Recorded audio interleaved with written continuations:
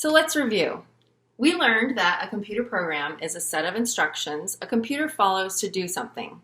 We also learned that coding is the process of writing the instructions for a computer to follow. When coding, instructions are called commands. When Rachel was telling Moby how to eat the cake, it was like she was giving him commands in the way that a computer is given commands. Rachel found out when she was given instructions that it's really important to be clear with your instructions. Remember in the beginning, Rachel was giving Moby the instructions, and she said, first, take some cake, next, eat it. So Moby opened up his mouth and put the whole cake in his mouth. He didn't even cut himself a piece. She realized that she needed to be much more clear with her instructions.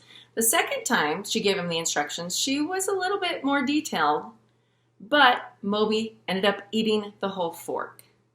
So she realized that she needed to go back and review all of her instructions and see where there was a mistake and what needed to be more clear. In computer programming, that's called debugging. Debugging means to identify and solve errors in the computer program. Because when coding, it is okay to make mistakes. The important thing is that you go back, you look very carefully at your list of codes or of commands, that is, and correct the error.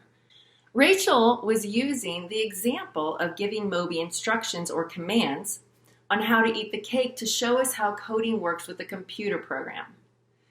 Coding tools often use draggable blocks that give commands like turn, move, or play a sound. And loops can be used to make a series of commands repeat.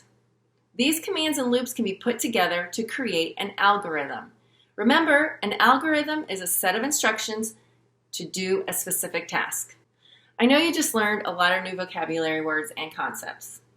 To help you remember these concepts, I would like you to do one activity. Think of a task for which you could write instructions. It could be anything. It could be how to brush your teeth, how to make a sandwich, how to wash the dishes, how to create a Lego creation. But you would write out step 1, step 2, step 3 on how to do whatever task you choose. Then you're going to give that step-by-step instruction list to someone in your family, someone in your household, and have them read it and do the task and see if they end up with the result you expected. After you do that, take a picture of your list of instructions and share it with me.